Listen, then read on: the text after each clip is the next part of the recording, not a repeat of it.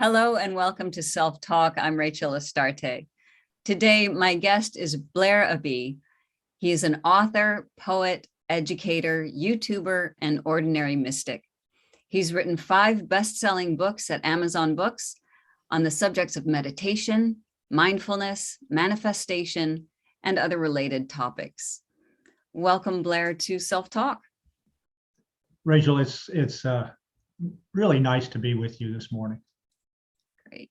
So I would love to get started by you sharing a little bit with the listeners about what caused you to get on the path that you're on. How did you come to do what you do? Yes. Well, I started doing yoga about 45 years ago, a little more than 45 years ago, when I first moved to San Francisco and went to the Integral Yoga Institute, which was founded by the fellow Satchidananda, who was said to be the guru of my generation of people. Part of the yoga practice was always ended with meditation. That was my favorite part. And so I did it really for this whole period of time since then. But it really wasn't until about 6 years ago when I had a traumatic experience with my work that I began to take a deep dive into my meditation practice and began to experience a deeper level of illumination, if you will. I took a high-level job in San Diego.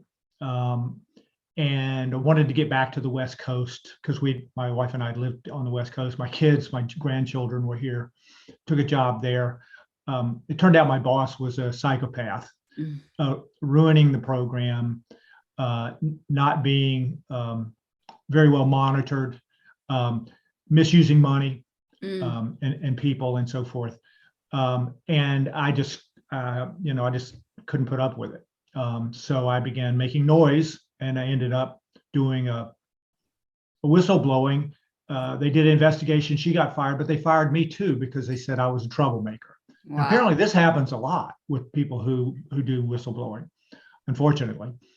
And that really kind of blew my whole world apart at that point. I mean, I was my job. My ego was out to here, and I was strutting around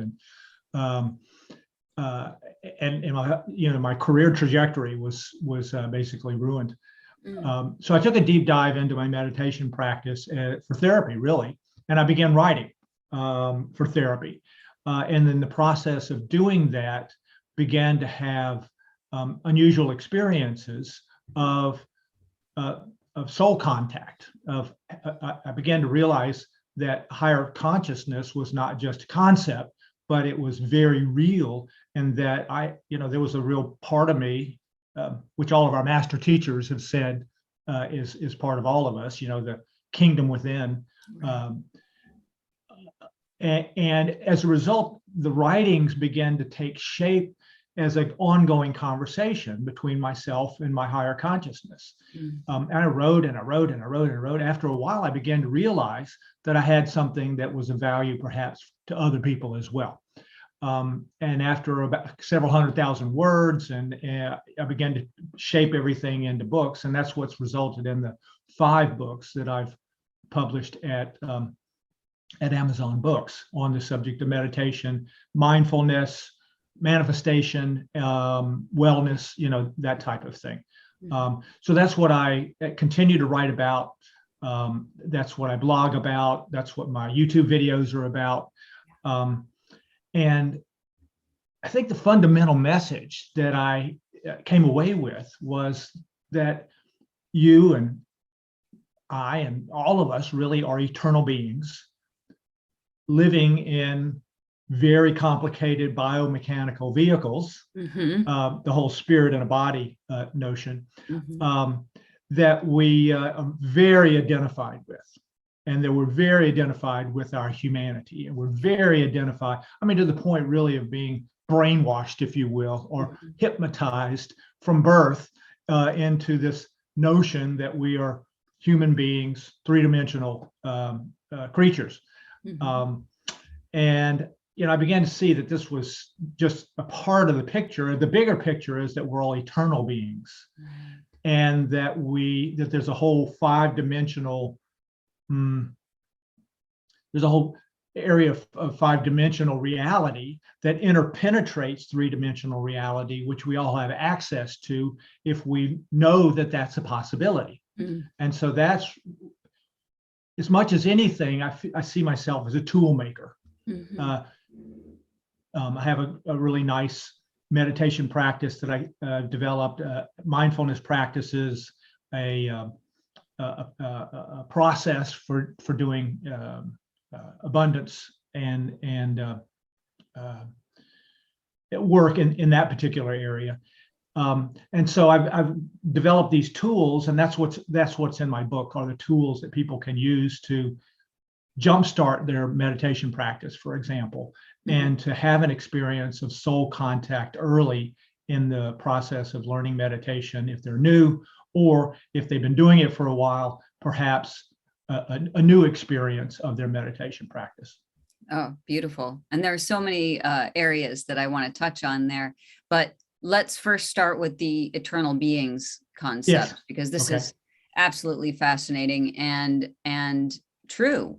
It's when I think about it, it's and you were talking about this connection we have, this very that we're sort of bound into these meat suits, as my spiritual advisor calls it, and we're very identified with them.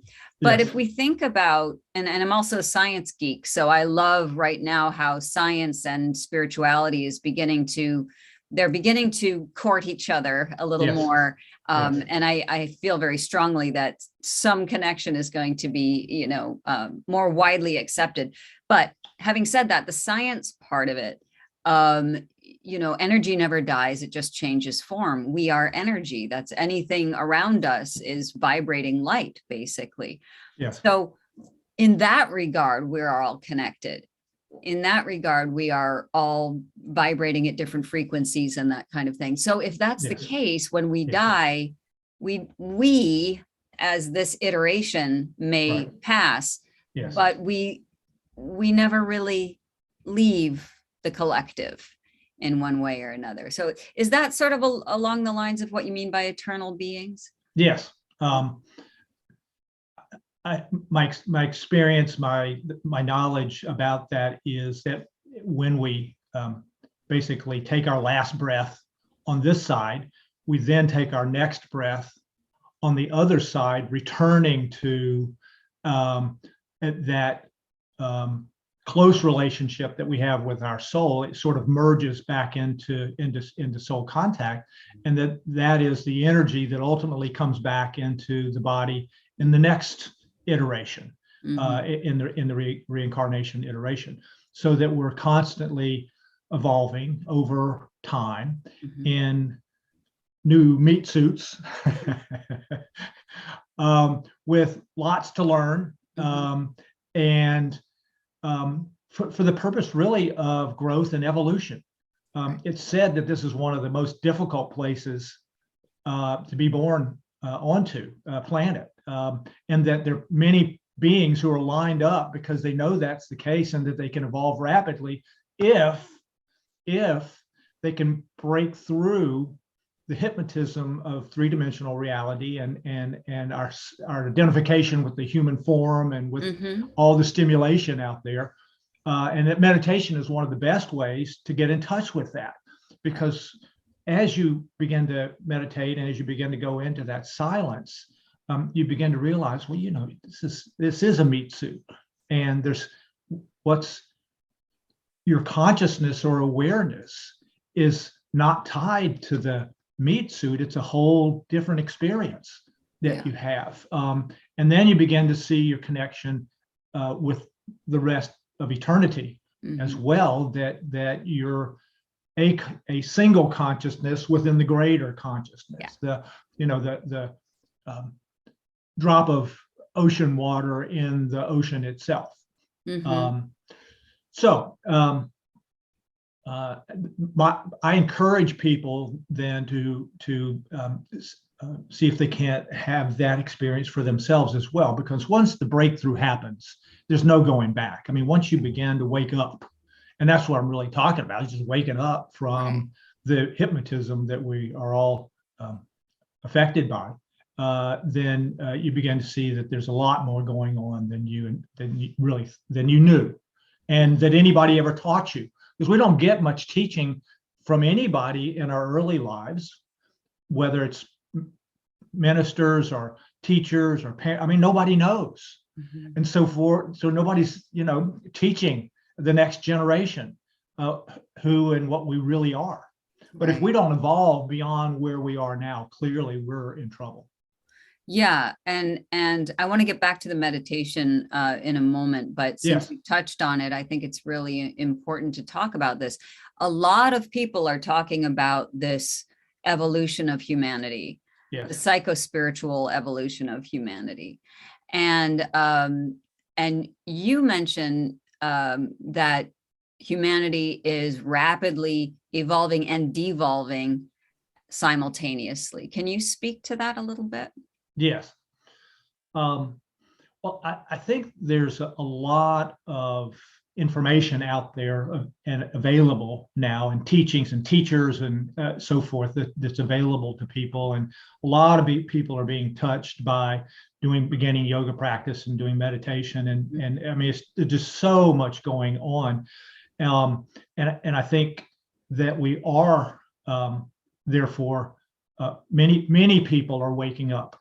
And especially the younger generation, they're coming in with less conditioning, so they've got a head start on us. Good. Old folks. Yes, exactly. That's what we want.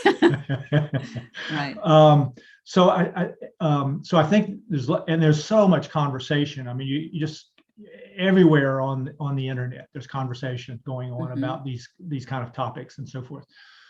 At the same time, you can see there's a devolution going on among a certain group of people, and you see it in the United States on the political right, especially, where it's the devolution is away from democracy, for example, and into violence and into an insistence that what I believe and what I think and who I support is the only way. And nobody else gets to participate in that. So there's the evolution and the devolution happening at the same time. Now, a psychologist friend of mine said that it's in some ways, from a big perspective, not a bad thing that a lot of this negativity, this darkness, this anger that's been sitting there forever is beginning to bubble up. Sure. But in the process of doing that, it's difficult. It's difficult for those of us who are on the evolutionary track to see, what's going on around us and the tremendous suffering, especially mental and emotional suffering that's going on, that would lead people to resort to violence as a way to try and not resolve, issues and so forth. Right. So I think that's happening at the same time. And it's my contention that if we don't begin to evolve out of our three-dimensional way of operating as human beings, the planet is just going to, I mean, who knows, but right at the edge of everybody's consciousness is this notion that climate problems may swamp us. Yeah. And you see it everywhere. Yeah. And if we don't wake up, if we don't evolve, if we don't see that, if everybody doesn't, let me say this a different way, that we are connected and that it's in all of our best interest that everybody prosper. And if that doesn't happen, that as a species, we're in trouble. But because of the evolutionary thrust that's going on, I have high hopes that the awakening will happen in time. Yeah, I agree with you. I agree with you. And I mean, it's fascinating to be in a position where you're watching what's going on. And as you mentioned, a lot of it is horrifying. Yes, But it to is. but to also see, as your psychologist friend said, that that's not necessarily a bad thing. You know, it's almost like humanity is going through their own dark night of the soul. You Exactly. know, it's what I Yeah, call exactly. the ring of fire, right? So Yes, there you go. when Yeah, we yeah. talk about that, I don't know if you've ever heard this saying, during it's a childbirth saying that the ring of fire is the moment before the baby's head passes through, and it's extremely painful for anyone who's gone through natural childbirth, but it's that last moment before the baby's head is out, and then after that it's all downhill from there, but it's that last moment of extreme pain. Right. And that's what I kind of feel like humanity is going through right now, is this ring of fire, and at the other end is a birth of something beautiful. And necessarily some people are not going to wake up. Right. And you know, then we bring in the whole concept of the bodhisattva, and you know, when we keep coming back to get everybody on board, you know, so I will keep returning until everyone is awake and enlightened. Yes. So that's a really beautiful point to bring out. So let's get back to the meditation. Okay. You have what you refer to as a new and improved meditation system. And I wonder if you could talk about that, how it works, why it works. Sure. Well, it's very simple, actually. It's a process that begins with sitting, taking some deep breaths, getting comfortable, and then saying to yourself, peace, be still, as a way of kind of programming your mind to quieten down. Okay, it's time. It's like telling a kid, okay, time to quieten down. Peace, be still.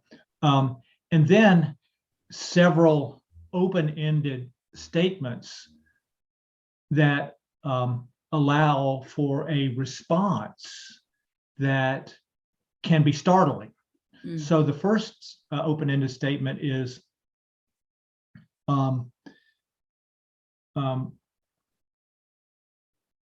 the all, which is what I refer to God as, the all, the infinite intelligence, is.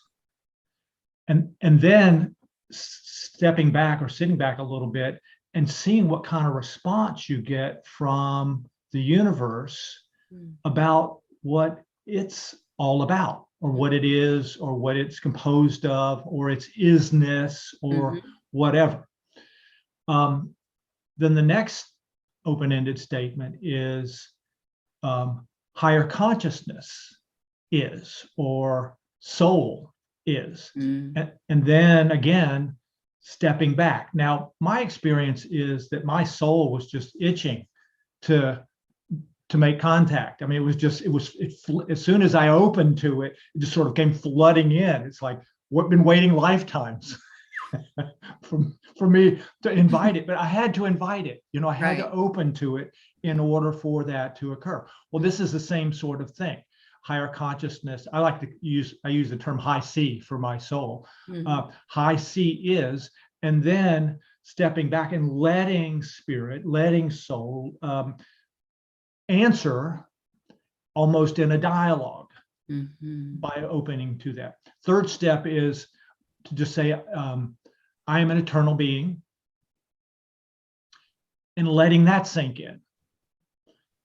And then the fourth step is to acknowledge that I'm one with the all, I'm one with my higher consciousness as an eternal being. And then making taking some breaths, you know, getting that experience, and then illuminate, elevate consciousness. Illuminate, elevate consciousness, saying that several times. The interesting thing about this is that it really opens you up for a response. It opens you up to soul contact, which I think is what's really important about it. And it sort of bypasses all of that mind training that I learned, Right. Because it's not about trying to wrestle the wild stallion of the mind, into submission, but instead it sort of bypasses all of that and goes right to the experience of the kingdom within, or those things that our master teachers have said in each of our major religions, that inside of us is a whole world that we're not tapping into, and they were trying to get us to see that that was the case by virtue of the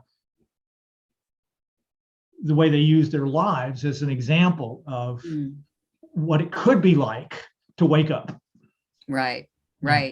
Yeah. And I love that the process that you're describing, because so many people, and I encounter them in my practice as well, are pretty averse to meditation because of that concern they're going to do it wrong, or that they'll never achieve enlightenment. What's the whole idea of having this goal, right, of what meditation is really for. But I appreciate that what you're saying is you're opening the door of perception to receive what's already there for you. What's already there. That's right. Yeah, exactly. That's beautiful. Yeah. I'm going to take a leap here, because one of the questions that I wanted to ask you is, and again, a lot of people associate meditation with Buddhism, but it isn't necessarily that at all. And in fact, you talk or mention a little bit about Christ consciousness, which is another area that I love to talk about. So could you describe for listeners how you define Christ consciousness? Right. Well, Christ consciousness is what we've been talking about, but using that as a good way to better define what we're talking about. Christ consciousness, to my way of thinking, is a state of awareness that where the person who's having that state of awareness achieves a level of illumination, not necessarily, although potentially, but not necessarily full enlightenment, where you never go back to your three-dimensional mind, but you begin to have experiences of illumination. And to my way of thinking, Christ is a term like Mr. or like, but it's a term of honor. One who is illumined, one who is awakened, could be said to be a Christed being, and that all of us have that potential. In fact, we could really say that Blair Christ, Rachel Christ, Steve Christ, all of us have that. If we don't know about it, if we're not exposed to it, it doesn't exist for all intents and purposes. But once we begin to have that experience, then it really becomes part of our kind of our new beingness, if you will. I used to think Jesus's last name, because I grew up in the Christian church in the South, I used to think his last name was Christ. It was many years before I realized, oh, Krishna, Christ, talking about the same thing. Really talking about those master teachers who achieved enlightenment and who then turned around and were teaching their disciples and anybody who would listen what they had learned and what they had realized, and that all of us had that potential, that they weren't special beings other than they had made their own breakthrough and then were turning around and sharing that breakthrough with anybody who had any interest in what they had to say. Right. Yeah, that's beautiful. And, and Jesus did say the kingdom of God is within you. So that's the teaching, right? Nobody ever taught that in any church, in any sermon I ever remember from my youth, because they didn't know. They didn't know what he meant by that. And therefore, how can you teach it? and how can you, if you don't know, as a minister, for example, how can you, teach people in your group, Right. what that has some potential. Mm-hmm. Good. Yeah, beautiful. And thank you for illuminating that, because I think it's a really important thing to talk about, to understand how the previous teachers brought these teachings to us, Yes. and how we can continue them for ourselves. So I want to shift a little bit to another topic you talked Okay. about at the beginning, which is manifestation. Yes. And this is a hot topic for a lot of people. Yeah. But you have something, a process called best possible outcomes. What is that? Yes. Best possible outcomes is a process that I developed sort of at the back end of a whole set of conversations and writings that I was doing on the notion that we all create our own reality. Mm-hmm. That by virtue of the vibration that we put off, we attract that to us that's consistent with that, and that is, and as a result, the circumstances, the people, the life experiences that we have reflect our vibratory rate, in its many diverse swirlings around that all of that has. So best possible outcomes is a process that goes like this. I ask, going back to my original spiritual training, ask and you shall receive. Mm-hmm. I ask higher consciousness, I ask my higher self for the best possible outcome related to X, whatever that happens to be. A good parking place, good recovery from hip surgery, which I just had. It's something that you can use all day, every day, as it relates to that which is just before you, as an experience. So I ask for the best possible outcome related to my hip surgery, for everybody involved. So it's not just for me, but it's for everybody involved. And then pausing. And a lot of the times in doing the process, I'll get a sense that there's a little bit of a shift, or a breath will come, or some indication that my soul, my higher consciousness, has engaged, if you will, is on the field. It's on the case. Yeah. And then a thank you to higher consciousness for its involvement in my life and in my in this particular instance. So it's real simple, but it has some interesting complexity to it, in that by asking, you're opening yourself up. By asking your soul to be involved in your life, you're asking related to something, some situation or circumstance or relationship or whatever but you're not saying what you want it to be. You're not, getting your mind involved in saying, look, soul, this is the way this ought to be. But you're opening up to the best possible outcome from soul's perspective, which knows much more about what I need. Yes. And which will help me to evolve and to grow. And the outcomes are often better than I could have even imagined when I do this. So like I said, I do it every day. I pause, I let soul begin to engage. It's kind of turning it over, if you will, and then offer thanks and gratitude for the experience, and then just let it go. Right. Now, sometimes I'll come back to it because my mind wants to revisit it, but it's not necessary, because once you've turned it over, it's in good hands. Yeah. And you can use it 10 times a day on anything that is before you, that you want a best possible outcome for. Yeah, that's beautiful. And what I appreciate the most about that is that it's not about giving your power away to some No. force that's beyond you. It's actually No. tapping into that part of you that is, well, all of you is connected to Yes. what the Taoists call the primal unified awareness, which is our highest consciousness.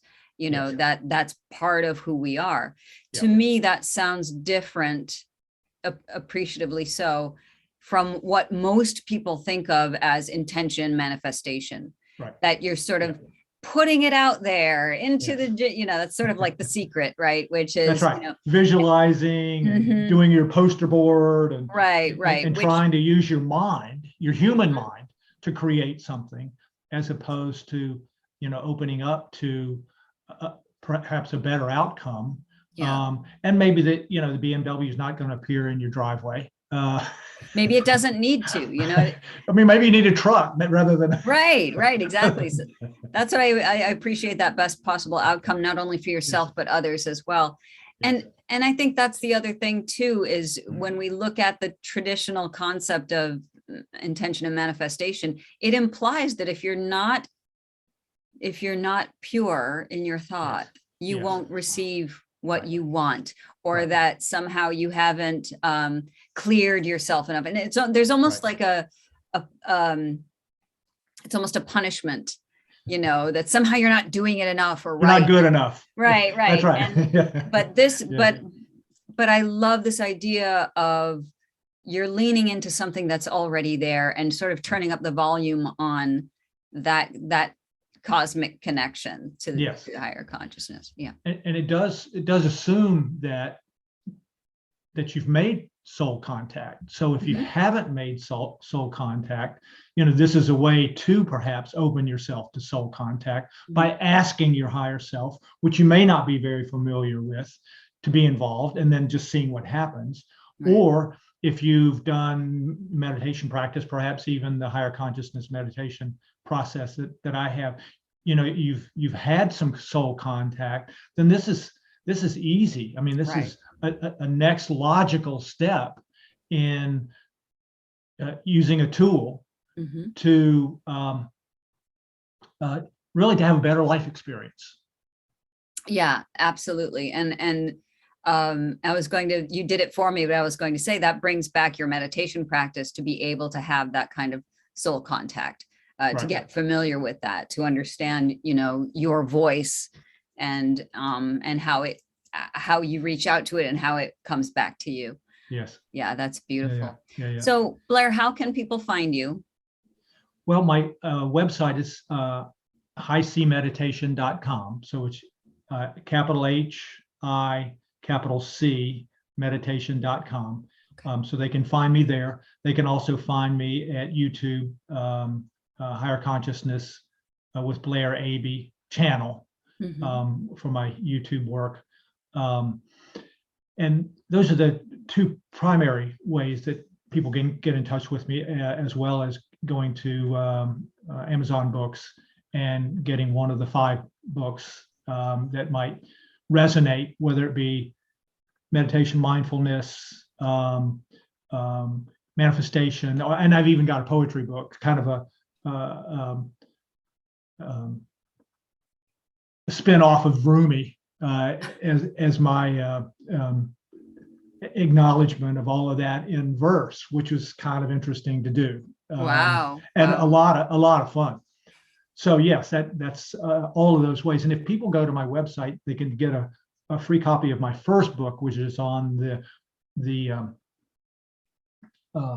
amazing benefits of meditation. And it goes into a lot of the scientific research that's been done about meditation and why meditation works the way it does to help with body ailments and so forth. They can get a free copy of that, and they can also get a free chakra meditation bracelet by going to the website and becoming members of my my mailing list and getting ongoing communication from me that way. Beautiful. Yeah. And I'm going to put all of these links in the show notes so people will know, how to reach you Yes. once this airs. And Perfect. Blair Abee, I just want to thank you so much for being on Self Talk today. I loved it. Thank you so much.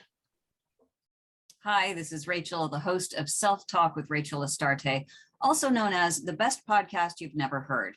Well, let's see if we can change that. If you would take a moment, please, to hit the subscribe button and maybe even that little bell next to it that lets you know when we release a new episode, which is every other week. Thank you so much.